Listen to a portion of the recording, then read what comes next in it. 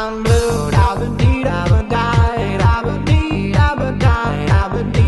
Bonjour tout le monde. Avant de commencer cette vidéo, je vous invite à vous abonner et cliquer sur la petite cloche pour recevoir une notification dès que je publie une nouvelle vidéo. Comme le titre l'indique, je réalise de temps en temps des jouets de foraging pour inciter les pioutes à chercher leur nourriture.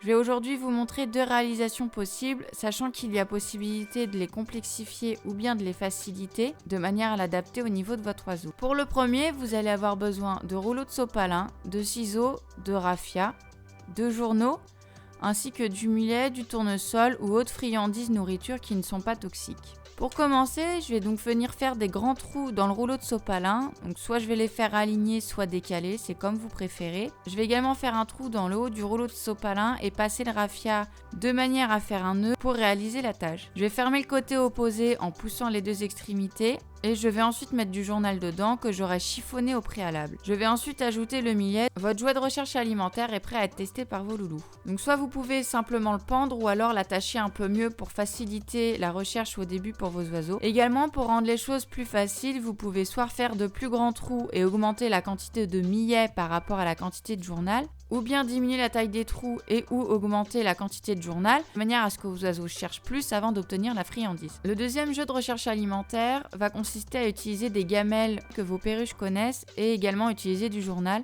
ainsi que des friandises et un élastique pour faire tenir le journal. Placez les friandises dans les gamelles. J'ai pour ma part ajouté du play maïs parce que les miennes aiment bien également jouer avec. Vous mettez ensuite du journal par-dessus la gamelle en le fixant avec l'élastique. Vous faites ensuite un trou plus ou moins gros en fonction encore une fois si vos perruches sont habituées ou non à faire de la recherche alimentaire. Au début, ils risquent de ne pas vouloir s'approcher de la gamelle ou bien du rouleau de sopalin. N'hésitez pas pour la gamelle à mettre du millet sur le journal de manière à ce que ça finisse par tomber dans la gamelle quand vos perruches essayent de le manger, dans le but qu'elles comprennent qu'il y a bien des friandises sous le journal. Pour le rouleau de sopalin, je conseille également de faire un peu apparaître du millet, que ce soit vraiment voyant pour elles en premier lieu. Si vous voyez que vos perruches s'entêtent ou s'acharnent vraiment depuis pas mal de temps, n'hésitez pas à les aider en sortant un peu plus la friandise.